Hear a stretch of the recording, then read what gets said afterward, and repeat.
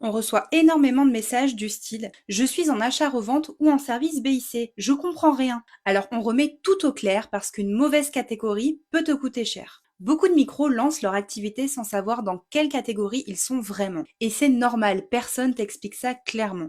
Résultat, tu déclares mal, tu coches pas la bonne case, tes taux changent et tu perds 10% de marge sans t'en rendre compte. Et le pire, c'est que tu crois faire les choses bien. On va faire ultra simple. Achat-revente, c'est quand tu achètes un produit, tu le revends, ou tu achètes de la matière première, tu la transformes et tu vends un objet fini. Par exemple, tu achètes du bois, tu fabriques une étagère, tu vends l'étagère, c'est de l'achat-revente.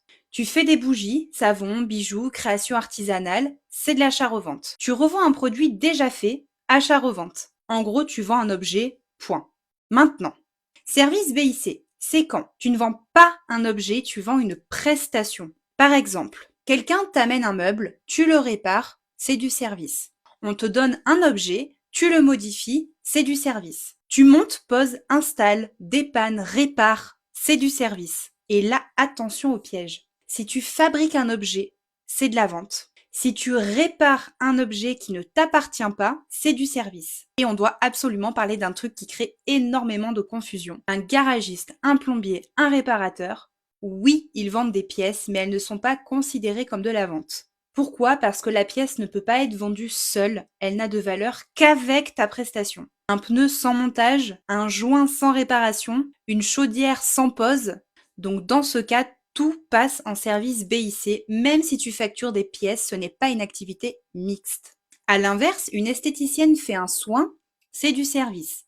Par contre, si elle vend un produit, de la crème, de l'huile, un gommage, etc., c'est de la vente. Donc là, oui, c'est une activité mixte avec deux taux différents. La règle, en fait, elle est simple. Si le produit peut être vendu sans toi, c'est de la vente. S'il n'existe pas sans ta prestation, c'est du service. Et si tu te trompes, c'est pas juste une case, c'est ton taux, tes charges, ton chiffre d'affaires, ton revenu. Si tu déclares en service alors que tu fais de la vente, tu payes 10% de plus. Si tu déclares en vente alors que tu fais du service, tu risques un redressement. Ce que tu fabriques, c'est de la vente. Ce qu'on te donne à réparer, c'est du service. Ce que tu fournis dans une prestation, c'est du service. Ce que tu vends à part, c'est de la vente. C'est simple, mais c'est pas expliqué. Du coup, tu galères et en fait, c'est pas toi le problème. Donc, quand tu sais vraiment dans quelle activité tu es, tu comprends pourquoi tu gagnes moins, pourquoi tu payes plus et surtout comment arrêter de t'épuiser pour rien. Nous, c'est Manon et Luc et notre job, c'est d'aider les micros à arrêter l'hémorragie financière.